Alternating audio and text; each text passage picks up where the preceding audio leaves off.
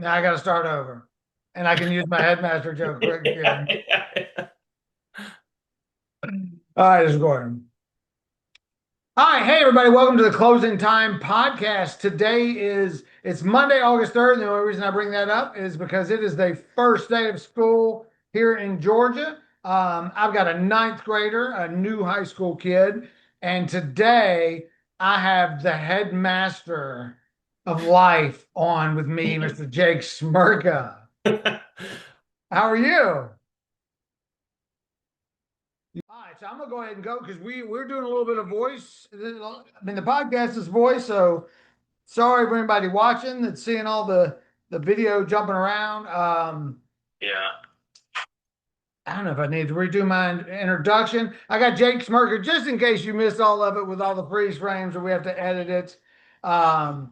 I'm gonna start with some mortgage quiz just to see the average person what they know about mortgages. So, what do you believe is the minimum down payment required to get a mortgage loan? Um, maybe I always heard you want to do what is it, 20%, but it's less than that. Yes, that's a lot. Yeah. I didn't know that anyone still believed it was 20%, but I've asked this question once before, and they were like, "Isn't it 20%?" I was like, Yeah. "Wow, people do," because that's supposedly a myth. It is not. You can obviously there are a couple 100% programs, Yeah. but for the average person, 3% conventional, 3.5%. Um, what is what is a jumbo loan? Big one. A big one. That's a perfect answer. It's there's a definition based on Fannie Mae and conforming loan limits. A jumbo loan is outside of what is guaranteed and insured, but we won't go into that definition. Let's see. Last one. What is the minimum credit score you got to have to buy a house? That I have no clue on. I personally need to get a credit card myself. You better establish some credit. Yes. So, and this could vary by lender. Generically, we're going to say 620. There Yeah. are loan programs that go below that if you meet certain guidelines, et cetera. But that's not what we're here to talk about. Yeah. We're here to talk to Jake. Look, you're frozen now. It's funny. I can see on the Zoom. We're here to talk about Jake and his leg. Just plain and simple. So, how are you doing? Oh, he brought his leg with him. That's awesome. Okay. Tell me before we get into the accident and everything that's going on now, who was Jake before that? Because I know you probably had a lot of time to think and reflect, and we're going to get into how you might have changed personally. But who would you say Jake Smerka was, 6 months before the accident or growing up, or who were you?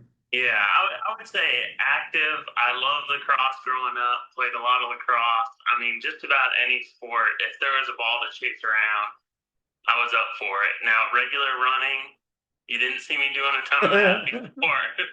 But if there was a ball involved, I was game. Very studious too. You like to read a lot of books too, right? Yeah. Why do I have that book? I believe I have that book.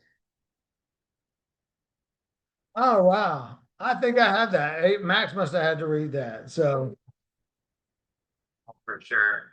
So you were in an automobile accident. It was not your fault. Yes. We don't need to get into how or why, but the other person crossed over, slammed into you, and there you had to make a decision at some point. It wasn't like it just amputated it at the scene. But you had it was a pretty serious accident. Your ankles were crushed, and you had to make a decision, and you end up deciding to, yeah, let's protect my life. Put it back together and everything and had it wrapped up. And I was actually like fixed enough to where they sent me home. And then I was home for about 5 days. And then on Christmas Day, checked back into the hospital. That's right. You had a bad fever or something, or it was hurting. I never ran a temperature, which is crazy. and it was badly infected, which is very strange. Yeah. But then after that, they cleaned it out probably 3 different times, and it was still producing gas. And at that point, it was like we can keep going this direction and risk it going higher up. Yeah. Which is, I mean, if you end up with an above the knee, it's like 100 times worse than below the knee. So your amputation is right below the knee. So Yeah, you still probably. have, you can move the knee. Yeah, probably 7 inches below the knee or so. Okay. Yeah. Wow, that's a 7 inches seems like a long 7 inches is huge. So like technically my knee would sit right here, Okay. and then this is the rest of my limb, and then there's about 10 inches to fit a prosthetic under that. Okay. So are there different points where people can replace it, or is there a spot in the leg that they want to amputate? So maybe they didn't have to take it right at the shin, but it's better to, or whatever. I don't know.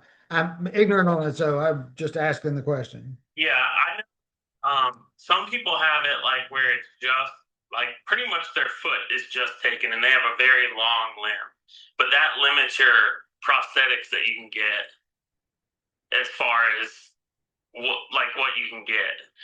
You almost need something that's they call it a posterior mount, where it mounts on the back and then will slide under because your limb would be like down here. Okay. And you're still rocking the Crocs, I see. I mean, maybe you could get a sponsorship or something. Probably the best shoe for amputees. Oh, so it's not a Croc. That's a different brand. Yeah, it's called Canes. Yeah, they're technically recovery shoes, but I mean I cannot stop wearing them. That's awesome. So you got one for the other foot too. Yeah. So you're able to, when you go shoe shopping, you don't just buy one, like you don't get a discount and I just need the right one. You go ahead and buy both and you have to change the prosthetic out. Yeah, Nike actually has a program where once a year you can get just one shoe shipped to you as a Ah, running shoe. so have you named the prosthetic or your nub? Just give it a little nickname, nothing? Okay. All right, well, take me back. What was the moment like? When was it that you realized that your life has changed now? Because I'm sure at some point you're like, oh, this just happens. I'm going to battle this. I'm going to recover. And was there a specific moment that you realized, okay, this is not going the direction I thought. My entire life is changing. Yeah, probably that trip back to the hospital when they said it was infected because they had On talked about it. Christmas? Yeah, because Okay. they had talked about it before then. Like, hey, like if this gets infected, and they were talking about how damaged my heel pad was, which is a major key because you can't like you can do a lot of skin grafts for different parts of your body, but your heel you can't replace it. Okay. And so, since my heel pad was so damaged, um, I already knew that amputation was kind of on the table, but we were hoping for the best. And then once they said it was infected and just kept producing gas, which I don't really know what that means either. Yeah. There were a couple questions I was going with. I was like, no, let's keep this above the level. Like, no, that was my foot. That wasn't me. That was, Sound normal for sure. and just trying to remember, I feel like there might have been a point where you were like, even if we can save my foot, amputation might still be better. And maybe that's because of the heel thing that you talked about. Definitely think that. Yeah. People think like, man, like, do you think you should have should y'all have got it checked out before and maybe it wouldn't have got infected or got it cleaned out earlier? But like my other foot needed surgery too, and I have a metal plate in that one, and I had to have the toes pinned for months. Oh, I remember And that. so like, yeah, so like looking back now, like I know how bad that foot is still to this day. So like to think that my other foot was crushed, say twice as bad as that one, I don't think I would want to have it right now. Yeah. So your other foot still causes you great pain, or? Yeah, for sure. Like I wear shoes like almost 100% of the day. Like I don't really walk barefoot ever. just because how uncomfortable it is. I think Okay. maybe like the way my bones healed in my foot, or maybe the surgery like caused me to lose sort of like the tissue like where the your toes kind of meet your foot. Right. And it's just like very prominent. So, So but when even I on your actually right foot, do you have special insoles that help you or anything? Or okay. yeah, just wear shoes pretty much all the time, and with shoes on, it's nothing to complain about for sure. I would complain. But and that is half of the reason, and I don't want to go overboard, but Yeah.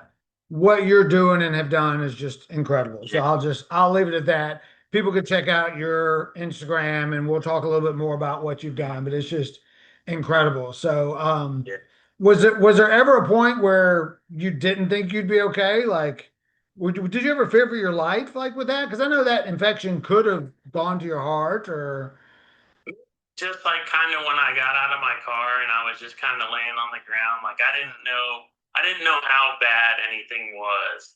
Um, and that's just kind of a weird yeah. feeling. Just like knowing that you're awake somehow, these people are talking to you. And that's got to be weird. I have nothing Yeah. to relate that to, but I would imagine that if you were in some deep form of shock or Yeah. injury, you don't know how close you are to death, or you just get your bell rung like you would in lacrosse or football. Like I would imagine, which is probably a good thing. Like I don't want to know that, hey, I got 10 more breaths left. That would be awful. No. So you were in the hospital a good bit, along several months, if I'm correct. It's just totaled up to maybe a month, a little Okay. over. Yeah, not So then you were bedridden, I guess. Would you call it bedridden at home? yeah, for a while I would roll around. They moved my bed down to the first floor, and I would wheel around in my wheelchair and stuff. And then I finally built up enough courage to get my mom to drop me off with that wheelchair at the gym, and that made a huge difference That's awesome. for her. Well, I know when I'd see you, you had this same big smile on, and you don't just smile with your mouth, you smile with your eyes and your whole face. So I feel like you can't really hide it, but Um, how was it at home when nobody's there? I mean, did you grieve the loss of that leg? Were you feeling sorry for yourself? I mean, was there a extended period or were it very brief, or were you just like ready to fight from the get-go? I mean, it just kind of felt like more to me. It was more of a happy to be alive than a like, oh, I feel bad that I lost my foot. Like, I to me that just was an easier route, and I Yeah, know that's not the case for most people, yeah, because it's just not. None of it's easy. yeah. Deciding you're gonna lose it, or Would even you, I felt like I didn't even really have a choice. Like it right? felt like that was the only option. Would you say, even though it was your decision, but would you say that was a harder decision for your mom to make Yeah, I than mean, it was for you? to everybody. To Yeah, me, it was like, I mean, this is like a clear, like the only option. yeah. Like, Let's because the do it and let's doctor, move on. Let's get it. yeah, Yeah. like you try to keep it like you'd only be able to walk like very slow, like you wouldn't even be able to stand for like a long time, and like I'm like right there, like cut the thing off. Just cut it off. Sound like the life I want to live. Right.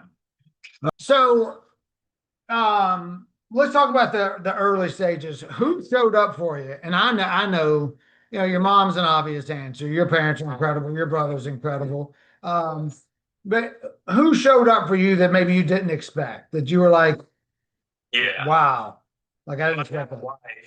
Um, so I had been going up to North Carolina just about every weekend to hang out with Paris. And literally the week before my accident, we went ring shopping and picked out a ring. And then, like 3 days later, I get in this accident. Yeah. And it's like, whoa. Yeah. I mean, golly, talk about affirmation because I mean, that's a spot where some people could have cut and run. Like if they were not certain about you, they would have probably likely cut and run. So that says a lot about her as a person, and you know, her effort shows about her as a person, but her staying and fighting shows about her commitment to you even before it was legal or anything like that. I mean, that's just, you know, that's pretty incredible too. You sure?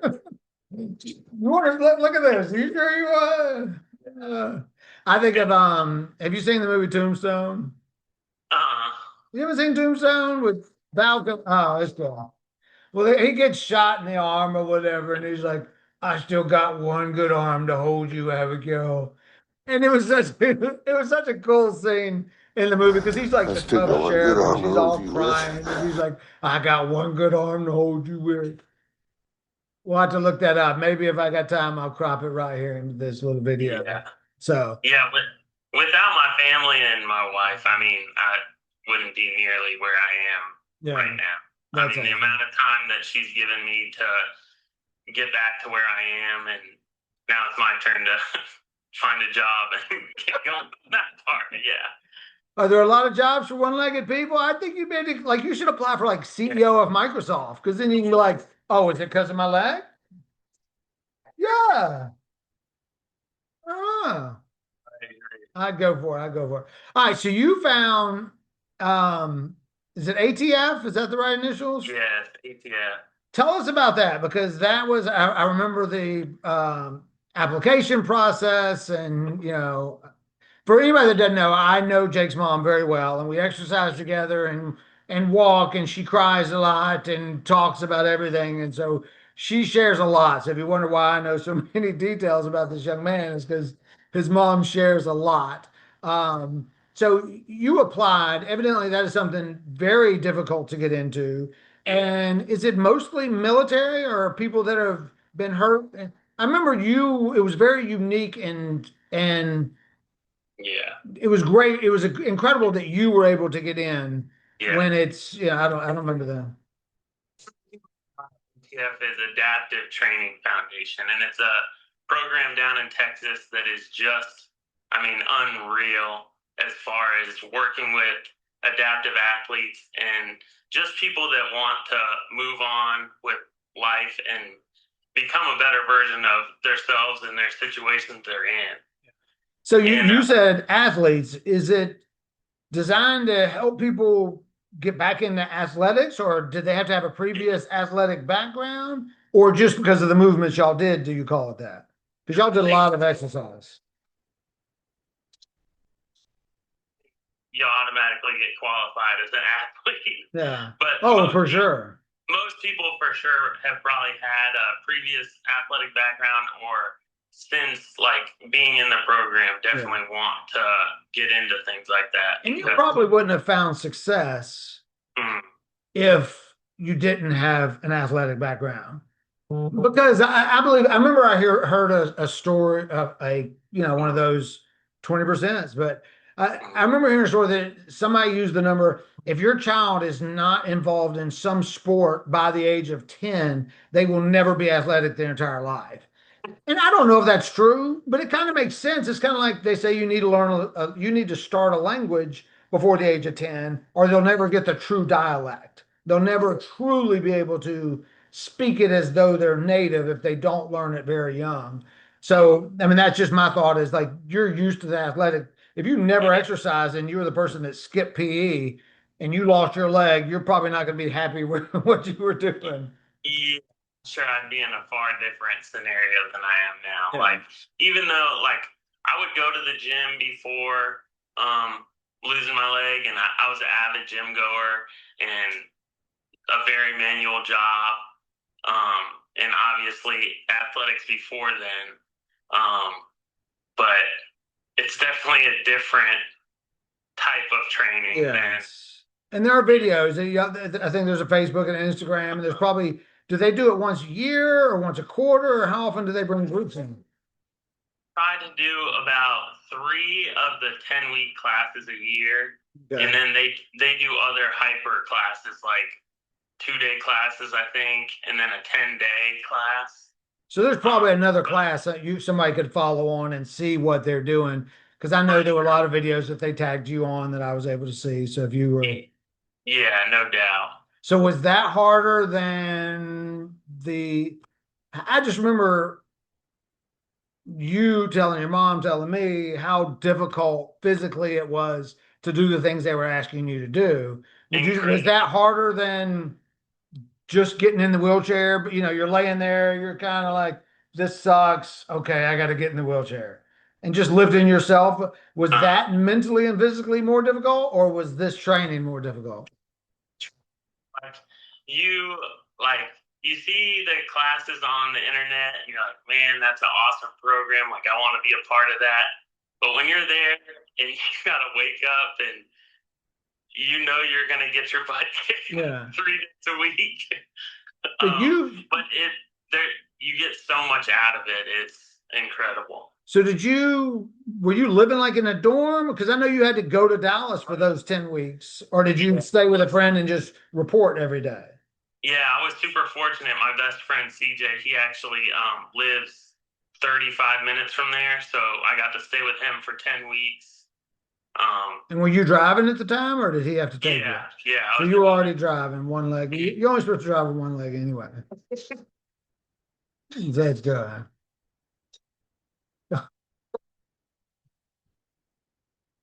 Um, that's awesome. And I love the camaraderie. You're still good friends with all those people. Yeah, still talk to a ton of those people, and I love watching the new classes go through. And I can't wait till I get to go back to Texas and just visit. And I would like to one day maybe help. Be a Like if I coach. can, Do they if I have can get, coaches in them? yeah, if I can get the time, go down there for 10 weeks and help train an athlete or something would be really cool. Yeah. Well, and maybe, I remember again that it was very difficult for you to get into. So it'd be Yeah, nice to have that for other people. So maybe you can yeah, start the Nashville or the Peachtree City branch. We know you're never coming back, but we can hope. You're in California now, though, right? yeah. I'm in still at the moment, and Okay. we're gonna fly back on the 5th. And Paris is taking an extension for her speech therapy out there. She's working with the school district that we live near, Wow. and I'm gonna attempt to be a substitute teacher. Oh, they're gonna be scared to death of you. You're just gonna pull that leg up. I said, be quiet. Slam it on the desk. To employment. Wow. And, I think I'm gonna try to get my training certification while I'm out there too. It would be awesome. So does she correct your speech when you're like just talking on the phone and That's why she married me. Hardest case she's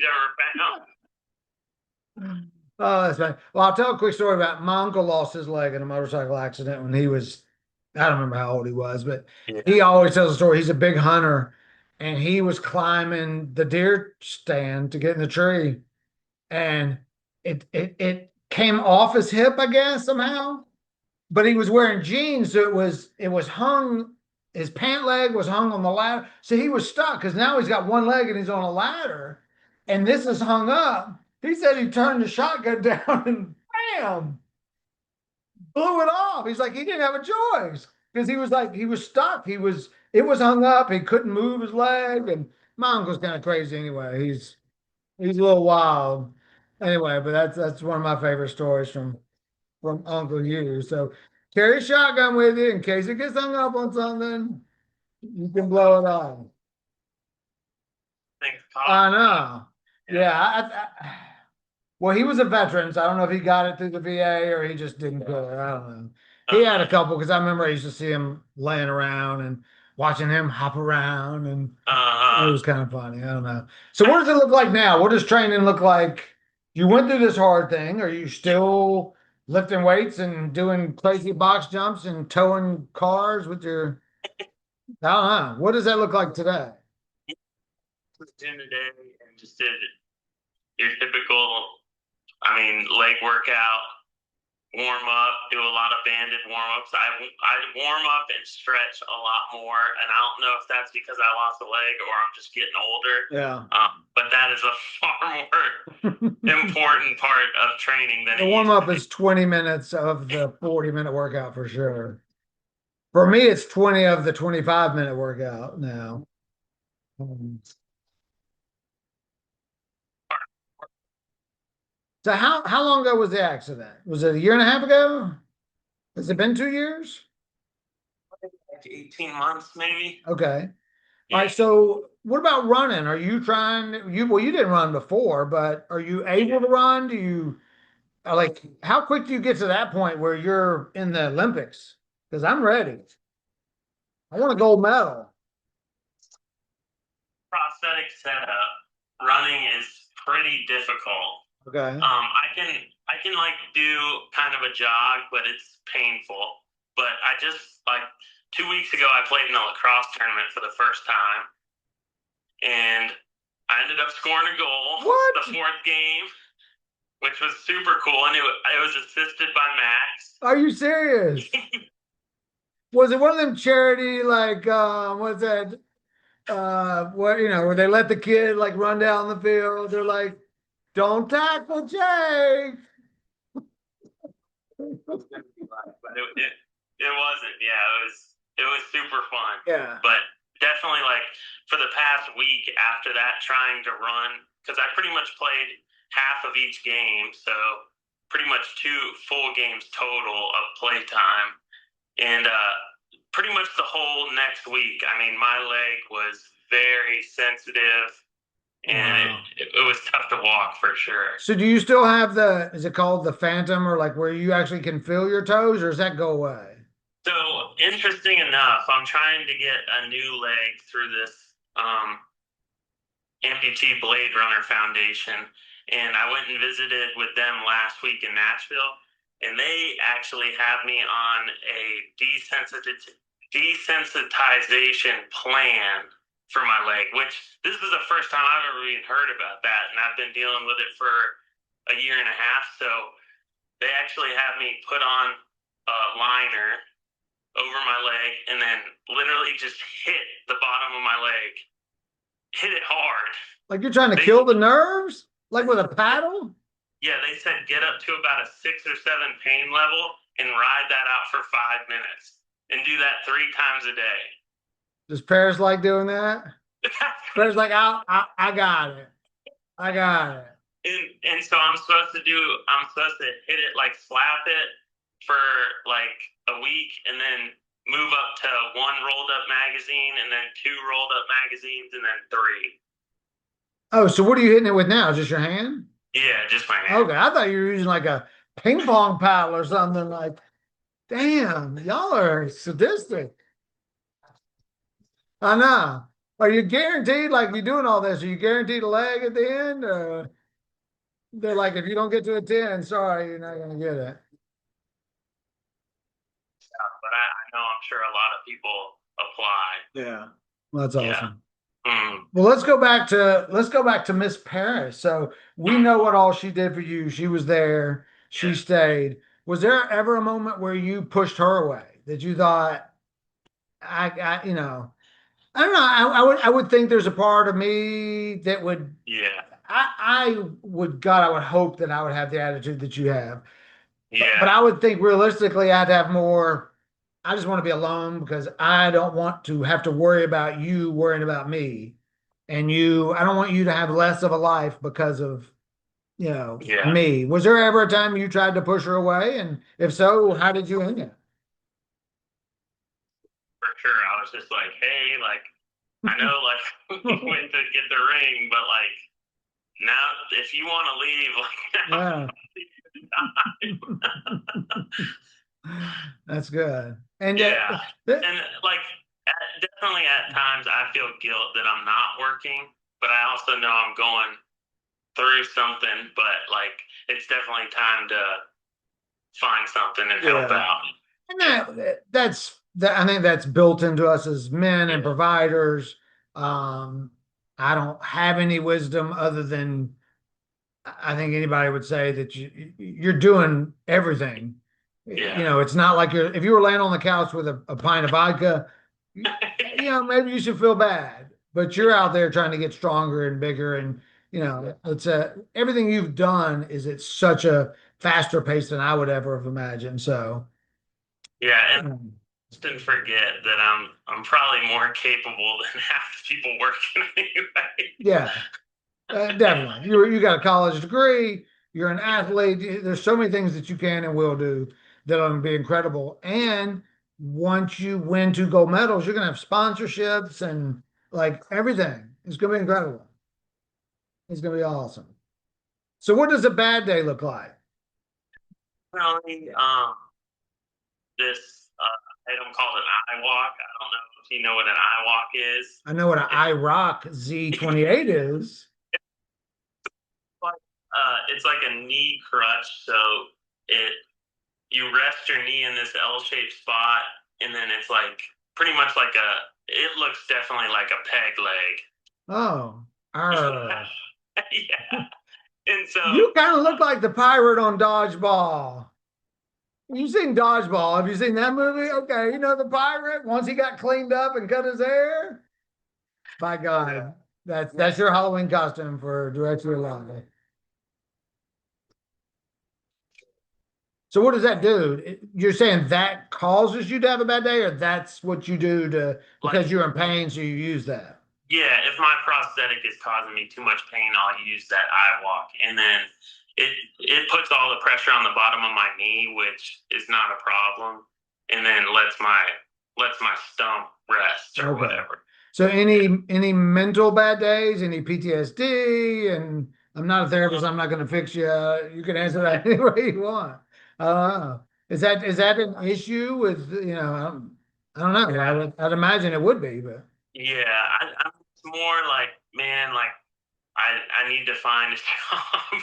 I don't have the biggest desire to go back into construction, but I feel like I'm gonna have to just to get started. yeah, Um, but yeah, that's more of the battle than yeah, really like a physical bad and day. not the best economy. Not that the economy is horrible, but I know there's not tons of hiring right now. Unless you're a robot, then you just need to figure out how to do AI. So, what about the label of inspiration? I saw that question. I thought that was good. Do Yeah, you embrace that, or does that like drive you crazy when? Because I know I am awe inspired when I see you doing box jumps, and my little butt can't even do step ups because my knees ache. So, I mean, is that a good label, or is that like, come on, I'm just doing what I gotta do? fine. Like I think I really think about it like a lot. Like I don't think as me as an inspiration, but I'm also like I'm always on looking on the internet on my Instagram or YouTube or whatever and watching these other adaptive athletes. And I'm like, Yeah, man, they're cool. They're doing all this stuff. yeah. And I think of them as an inspiration. I mean, that when I was in the hospital and knew I was going for an amputation, like, I mean, that was the first thing I looked up was athletes with a below the knee Oh, amputation and wow. just started following people. And ultimately, that's how I found out about ATF. Yeah. So, Well, the first thing I looked up when I found out you were getting your knee amputated were funny socks, and there's a lot of humor still in that. So last question, man, you seem so positive still and all the time on, yeah. throughout this process, but is there anything you'd go back and say, maybe somebody ends up watching this somehow and they're in the hospital bed? What would you say to Jake 17 months ago that was 1 month in, either in the hospital or laying in the bed right after the amputation? Is there anything you'd go back and tell them that would have might have helped you get through the last 18 months? Say, just don't, don't be a recluse and like stay in. Like when you're out and about and you see someone else that's an amputee, go talk to them. Join groups. I mean, all the knowledge that I've gotten about it is from whether it's friends that know somebody with an amputee friend or from a group that I joined or ATF where I'm with all these other athletes that all have disabilities and different coping methods. And I mean, almost none of the knowledge got is from the internet. It's Um, so hard to find anything on the internet about being an amputee that is good information. yeah, that's awesome. Well, I'm proud of you. I know your mom is, and I know Paris has to be. And I know we thank both of them for their support. And I appreciate you coming on and talking about it because I didn't know if this was easy to talk about or not, but you always have such a great attitude. I figured I'm gonna give it a shot and see if you'd come on here and smile and laugh with me. So thank you. So awesome. All right. Well, I can't wait to see you maybe Christmas or Thanksgiving. You coming back? Yeah, well, our plan, we're enjoying it out there right now, but the plan's to get back over here. Awesome. Hopefully, this is the last 6 months over there. We welcome you back. So thank you for joining me. I appreciate it very much. Yes, thank you. Have a great. Thanks, Jake.